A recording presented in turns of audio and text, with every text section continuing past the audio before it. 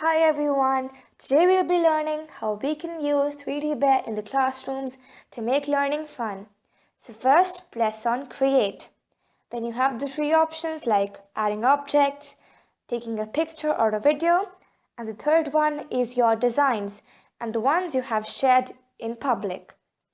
Now let me show you some objects which we have.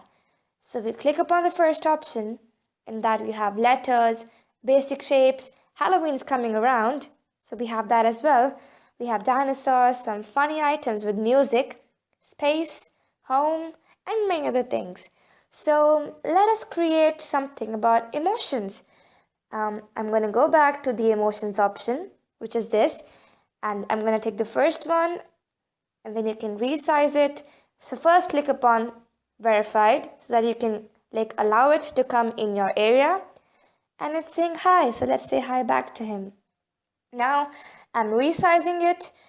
Now let's add one more, so I'm going to add the emotion too, and then you click upon the tick option, and now let us resize it as well.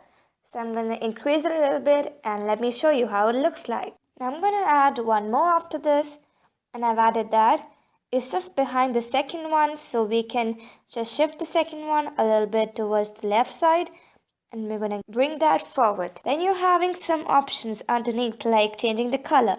So as you can see, I just changed the color of the third one to green, and then you can give some textures to it. Then you have some other options, and you can also give it an animation, and that looks really cool, and it's really interesting that it'll move on its own, as you can see right now. So in this way, you can also create your own things that you want to show in your classrooms